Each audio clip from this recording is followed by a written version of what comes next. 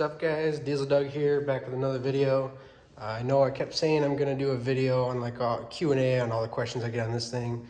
So I'm finally getting around to that. I'm gonna go through and just answer questions that I get repeatedly on how things are mounted, why I did what I did, what dash I used the Super Duty firewall, what frame, all that good stuff. So hopefully this will answer a lot of your guys' questions. So one question I get asked a lot is what frame did I end up using? People don't know if I used a 79 frame and stuck a 6.0 in it, or if I used a Super Duty frame. And so this is a 2006 Ford F-350 crew cab long bed frame. I had to go through and custom make all the mounts for the whole body, and but obviously 6.0 bolted straight into the frame because it was made for it. And the other reason I went with this frame is I used the stock location on the core support, so I could keep all the stock 6L piping and radiator and all that good stuff. Which leads me to another question I get asked a lot is, did I have to extend or shorten the frame at all? Luckily, I did not have to, because I used a camper special bed, which is longer here than a normal 8-foot bed, so the wheel well's back farther than on a normal 8-foot bed. This made it so the wheelbase was perfect from the front and the rear. And so basically when I started this, I made the cab sit far enough forward that the front fender wheel well lined up. And then I sat the bed on afterwards, and it just so happened to luckily be perfect. I mean, it's right on. So yeah, if you want to do a build like this and you don't want to have to worry about cutting the frame, crew cab, super camper special bed, and then a 4-door long bed Super Duty frame, wheelbase is perfect. Another question related to the frame. Everyone asks how I got the body to sit on the frame, if I used Super Duty mounts or if I used mounts off the 79 frame and you weld them on. I went through and custom fabricated all the mounts. So this is the front mount. I did use Super Duty cab mount bushings. So yep, these front mounts just welded onto the frame. I got the year cut out just because why not. And the rear one, I overcomplicated it, but it's because it looks freaking sweet. So I did a cab mount that went all the way across the frame and sits over top of the frame, gets welded to the frame. Yet again, Super Duty cab mount bushings, and captures both of them on that one mount, goes all the way across. And then for the bed, I also did custom mounts because I had to have the cab sit high enough to get it far enough forward that there was a gap between the bed and the frame. And the Super Duty frame does a whole bunch of weird wavy stuff in the back anyway. So these are the mounts I made for the bed. Just weld on, capture the hole for all the bed mounts. There's 8 of them. I only have 6 on right now because this last one, this leaf spring hanger is in the way, which I'm getting rid of anyway, and I'll go over the plan for the suspensions in a minute. And people ask what lift is on the truck. This is all temporary suspension. This is not how the truck is staying. It just was what happened to come with the axles. So this is a 6-inch Pro Comp front lift, and then it's got the 2003 leaf springs in the back with a block. All that's coming off. I'm doing a custom air ride front and rear, center cradle, 4-link front and rear. Everything's gonna be custom made, so all that's coming off. The truck should be adjustable from like 3 to 12 inches to lift on the air ride. So that's the plan with that. As far as the wheels and tires right now, it's a weird metric size, but it's like 38 by 14 or 14.5-inch tires. They're Turo Trailblade XTs, which I don't really care for. I mean, they're in great shape, they're almost new, but I'm gonna switch to a mud tire and I'm gonna go up to a 40 by 15.5. And these are 24 by 14 American Force blades, and I have 2-inch shifted industry spacers. And some people that haven't seen all my other videos ask, what motor's in it, and it has a 6.0 Powerstroke in it. It's a 2003 6.0 Powerstroke motor. It's gonna have a lot done to it. It's not bulletproofed yet. That's another question I get asked a lot. It is getting bulletproofed. I have all new ARP head studs sitting right over there. So it's getting bulletproof, studded, EGR delete. I have 190-100 Warren diesel injectors going in it. Stage 3 KC turbo. It's getting a fast fuel system. It's already got a brand new Mishimoto aluminum radiator. And I'm working with Kill Devil Diesel now to get aluminum intercooler, and I'm gonna get the aluminum degas bottle and a whole bunch of other goodies from them, you know, their water pump and all the typical 6.0 stuff. Do new standpipes and dummy plugs, and probably do new lifter rollers just to be safe. But yep, so it's got a 6.0 Powerstroke in it, 5R110. I'm assuming I'm probably gonna have to beef up the trans with the bigger injectors and turbo. I plan on maybe throwing a nitrous kit on it too, but we'll see. And because the 6.0 gets a bad rap, a lot of people ask me, why am I doing a 6.0 Powerstroke? Well, my original plan was a 6.7 Powerstroke, but you know, COVID prices were insane. So I mean, even a completely destroyed rolled truck that you didn't even know if it ran was going for like over $20,000. And I'm like, I'm not gonna spend 20 grand just to get a motor. And so I was still looking for a 6.7, and then a full running driving 6.0 truck popped up local to me for dirt cheap. I mean, by the time I sold the parts I didn't need off of it, I have like maybe at the most $600 into the full drivetrain and all the wiring and dash and everything that I kept out of the 6.0 truck. So I mean, it's just one of those things I couldn't beat. It's an all original truck, didn't have very many miles on it, ran great, no blow by. So I mean, it was just, I've always kind of wanted a 6.0, but always been leery of owning one. And you know, I love the sound of them. They perform great when, you know, obviously you go through and delete it and stud it. So yep, it was just, everything fell into place, and this is what I ended up with. So I don't regret it. I think this is gonna be a very fun truck, and I love the sound of a 6.0, so. And I'm gonna try to keep it nice here, but a lot of people ask me why I didn't do a Cummins swap. I'm just never hopped on that bandwagon. I'm not a Cummins fan. You know, a lot of people that, oh, Cummins is the best. They don't know anything about diesels. That's the only one they've ever owned. And Diesel Brothers told me to go get one, so that's what they did. I mean, don't get me wrong, Cummins, the old 5.9s, stock version, they're super reliable, but stock form, they're like 117 horsepower. So, I mean, it's just, if I wanted to drive a tractor, I'd go buy a Ford 9N. But yeah, there's way too many Cummins swap out there. I wanted to be different. A diehard Ford fan, so I wanted to keep a Ford motor and a Ford truck. Love the sound of a 6.0. It worked out good. You know, I don't have too much money into it, so it's gonna piss a lot of people off, so I love it. But yeah, don't get me wrong, there's really nice Cummins builds out there, super powerful, super fast. There's a lot of Cummins that would spank this thing. I mean, tons of them, but those guys have a lot of money into them. So don't try to tell me that doing a Cummins swap is cheaper when you're trying to push this kind of horsepower. And trust me, I know Cummins motors. I used to work in a Mountain Machine, and I designed a whole bunch of crazy high-end billet parts for Cummins motors. And that company is the one that owned that triple turbo 1800 horsepower Cummins swapped Hummer.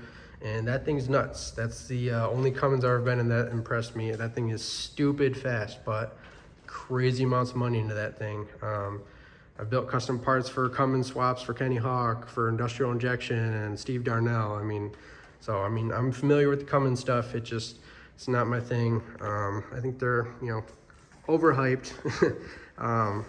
Trying to be nice, but yeah. You know, if I was looking for a work truck, you know, dump truck or a semi or something, like, I'd probably go with the Cummins, you know. Obviously, if you're towing cross country all the time, 6.0 would not be my choice. I'd pick a 6.7 long before any Cummins, but you know, if I was hauling every day, I probably would try to buy a new Cummins before a 6.0. But for what I'm doing with this, fun toy, high horsepower, not that much money into it. I don't think you could touch this thing for the money you'd have in a Cummins. So I'll cut it off there. Try not to beat up on the Cummins guys too bad, but yeah, I'm just not a fan of them. So rant over, back to the 6.0 swap. Another question I get asked a lot is what do I do with the firewall? So I really did not want to cut the 79 cab up. I didn't want to cut the firewall out. I wanted to keep the original dash. My original plan was to do the standalone harness and retro air and Dakota digital gauges and all that stuff. But I set the cab on there. I butted it all the way up against the up pipes, so I didn't even have room for the exhaust. And my cab was still like 4 inches too far back. So, I mean, at that point, I had to cut the firewall. If I would have did the standalone harness, there's $1,000. Dakota digital gauges, there's almost $1,000. Retro air, there's $1,500. And then I would have needed a painless wiring harness for the 79 lights and frame and everything. And there's another $1,000. So it just kept adding up. So I was at the point I had to cut the firewall anyways. So I just did the Super Duty dash, kept all the 6.0 wiring. So that way all the air, everything will function just like this is a Super Duty truck. So, I'll have the vacuum hubs, automatic 4-wheel drive, air conditioning, heat, all that stuff. So I did end up having to do the Super Duty firewall, but I think in the end it'll, pay off and it'll be worth it. I don't mind my interior, it's far from done. But, so another question I get asked a lot, what dash do I have? Like I was just saying, I have the Super Duty dash. This is a 2003 dash, came out of the donor truck. So it's mounted, everything's hooked up, everything works. Obviously I don't have the vacuum stuff hooked up for the air, but anyways. Yep, so Super Duty steering column. I had to make a custom steering shaft for that. That was kind of a pain in the butt because I did a 2008 axles and steering, so I got 2008 gearbox. So I had to buy a 2008 steering shaft and a 2003 steering shaft, and I had to cut them and weld them together because the splines were different on both ends. Originally I was just going to change the ends, but just the way I have the cab mount and everything, it was too far away. The steering shaft wouldn't even reach the gearbox. So I ended up having to take the two shafts I had, cut them in half, weld them together, and so it's a completely custom steering shaft. That was honestly the worst part about using the Super Duty steering column, but once I got it all lined up and straight, it wasn't that bad. Yep, so the way I have this mounted, let me hop up in here. So the way I have this mounted, I cut the tabs off the firewall in the donor truck, and I welded those tabs to the lip that's left up here from the 79 dash. So it uses the factory bolts up top, and then on the ends, I did riv nuts in the cab. So there's 2 bolts that go from the side into the side of the cab, and same thing on the driver's side over here. It sits pretty good. I'm like 5'11", and with the Super Duty steering wheel and everything, I got plenty of room in my lap. It's not too close to me. That's why I ended up doing these seats. I'll get to that in a minute, but yeah, mounts up pretty good, fits good. And when I put the dash in here, I took a Sharpie, ran it along the windshield, drew on the dash, and then I trimmed the dash to match the curve of the windshield on the 79. So it's a perfect fit right up to that glass. So not a bad fit.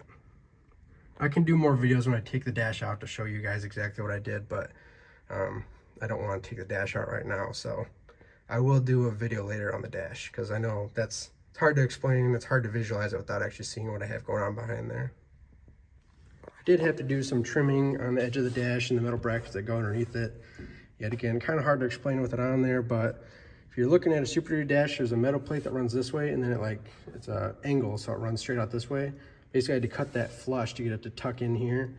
And then same thing with the dash. There's usually a piece that sticks out here, and that's where it screws into the cab.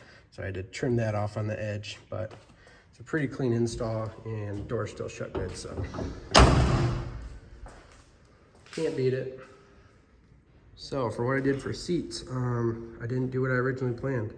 My original plan was to do black leather Super Duty seats front and rear, but I had a set, I put them in here, and they just sat way too tall. Basically when I had them in here, there was like no gap between here and the seat. So it would have been super tight trying to get in and out of. The headrest was like almost to the ceiling. It was not comfortable. So I ended up selling those. Got a really good deal on these. This is our 2016 Ford Mustang GT Premium black leather seats, heated and cooled. I'm gonna hook all that stuff up so it actually works too, full power. And they have tons of adjustment forward and rearward. They go up, down, all the goodies. They sit really well, plenty of headroom, Plenty of room for leg room here, plenty of room between the steering wheel. Sits nice and perfect over the dash, you can see great. So I went through and fabricated these brackets. It's hard to see the whole thing. But yeah, brackets, they're pretty big to get everything to fit in there and sit level, but they're solid. I'm gonna carpet over all that so you won't even see it. The seats are super comfortable overall. And a lot of people ask me about making more of these brackets, and the reason I haven't yet is because most people want them for a single cab, and I haven't made a set for a single cab yet. But over the last weekend, I did go up to my buddy's and check my template on his single cab, and I do have to do some modifications to get them to work. So potentially in the future, I will be selling these brackets for single cabs, but this is the way I did it for my crew cab.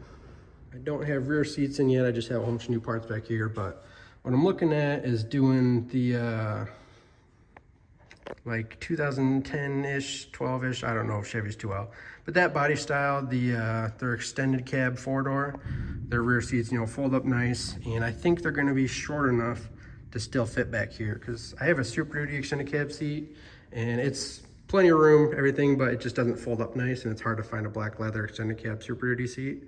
So I plan on going with a Chevy rear seat. The full crew cab rear bench seat out of a Super Duty is just, it's too big. It doesn't leave you much leg room. So if people are back here, I do want to be comfortable. So in my other video, when I was making these brackets, a lot of people asked me, they were thinking I was going to weld these in. That's what people were thinking. And obviously people don't want to do that. But these do actually bolt in. It's hard to see in the video, but there's a bracket on the inside. There's 2 bolts here. They go through the floor, and then there's a big washer on the bottom of the floor. So that's hidden. This one, the seat bolt just goes straight through into the floor. And the rear, excuse the wiring mess. I boxed that in, same thing, 2 hidden bolts there that go through to the floor with a big washer on the bottom. And then this 4th one here, that one just goes straight through the floor. So all the bolts are hidden. Once this is carpeted and everything, you won't be able to see none of that. And be a nice clean look. Also, my plans for the interior, I'm doing full black custom carpet. All the door panels are gonna be black. Usually these crew cabs have a 2-piece headliner. I'm gonna do a full custom 1-piece black headliner. I'm probably not gonna do the Starlight headliner, just another one of those things. I think it's overplayed. So they looked cool at first, but then everyone and their brother did them, and now I'm over it. So just keep it simple, just gonna do a black headliner. And one more question I get asked a lot is, how did I do the Core Sport?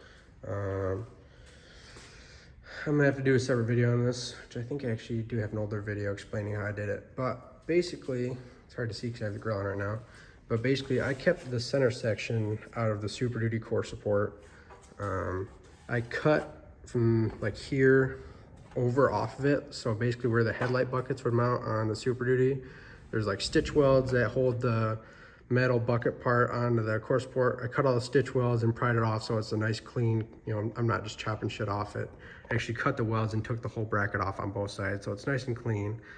And then I cut the center section out of the 79 Core Support. It sits on top of the Super Duty one, and I made custom brackets. Of course you cannot see right now. There they are. So I made custom brackets. These are 2 existing holes on the Super Duty Core Support. And then I did riv nuts into the 79 Core Support to bolt it on there so it holds it all in place.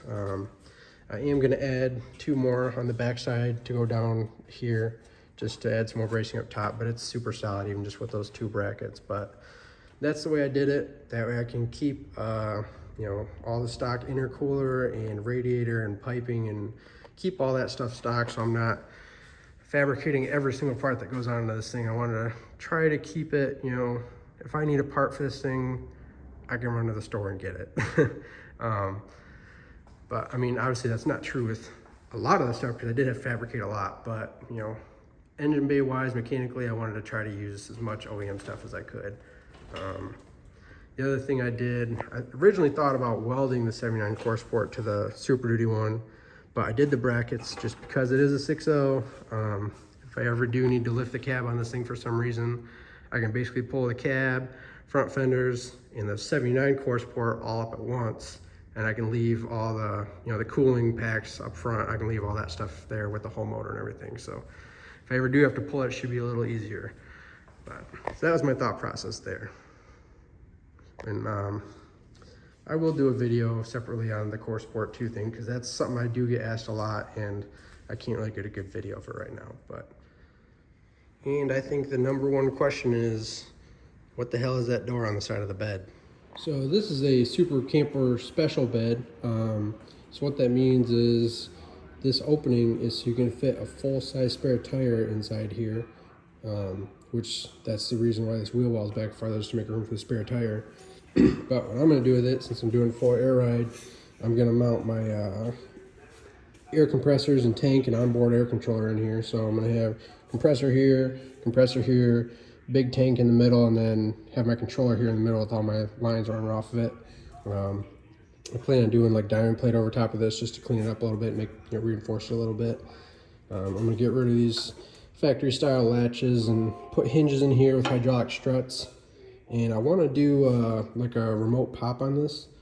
I don't know anything about it, so that's something I'm gonna have to do some looking into to see how exactly that works. But yeah, that's my plan with this. And then if I do end up doing a nitrous kit on this, like I mentioned, I'm probably gonna put the nitrous bottle in here too. So that's my plan for this. There's another shot of it closed up from the side. Yeah, so basically that door doesn't pivot right now. You're actually supposed to undo those latches and then just lift the whole thing off. But I'm gonna make it so it pivots just because I'm not putting a full-size 40-inch tire in there. So that's my plans with that. Yeah, that's a very common question, is what the hell is that door for? And to be honest with you, I didn't know before. I thought it was like a toolbox or something inside there, but yep, this is actually a spare tire compartment. So that should cover most of the super common questions I get about this thing. If you guys have any more specific detailed questions, comment below or message me on Instagram or whatever. I'm more than willing to help people and explain how I did things if it can help someone else out. So basically my plans for the truck, I'm getting pretty close to being able to take the body back off for body work. I'm just finishing up some fabricated parts like these full metal wheel liners, and I got to get the cab lights installed and the brackets for the air ride, but I'm gonna do all that before I do body work. Yep, so full frame off restoration is gonna happen. I'm gonna go through and fill all the holes on the frame, smooth it all out.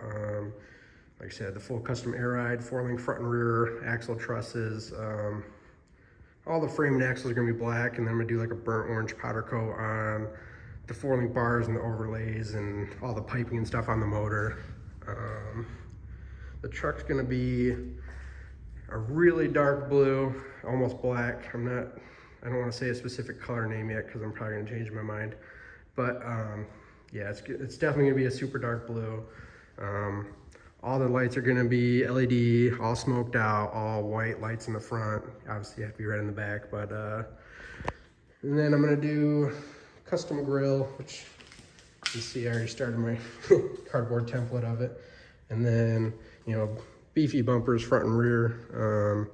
I might be getting those through a company, which I don't want to say their name yet either, because they make them, but only for special builds, and they don't actually sell them to people. So, but that's the plans with it so far. Should be one hell of a ride when it's done. So that's the Q&A on the 79 crew cab that I've been meaning to do for a long time. Just trying to answer some of the general questions, trying to help you guys out with, I know some other people are doing builds on here and they're asking questions about how I did what I did, so they can kind of set a plan on what they're doing with their builds. So, if anyone has any more questions or needs any help with anything, I know a lot of people are asking for more videos on the Core Sport, which I mentioned I'll try to do when I take it apart. But yeah, I can try to find some old pictures and stuff. If anyone needs anything specific, don't be afraid to message me. Thanks again for tuning in. Like, comment, subscribe, all the YouTube stuff. Definitely want to say thanks again for all the new subscribers, because it's shot up like crazy since the last video I made. So thanks again, really appreciate it.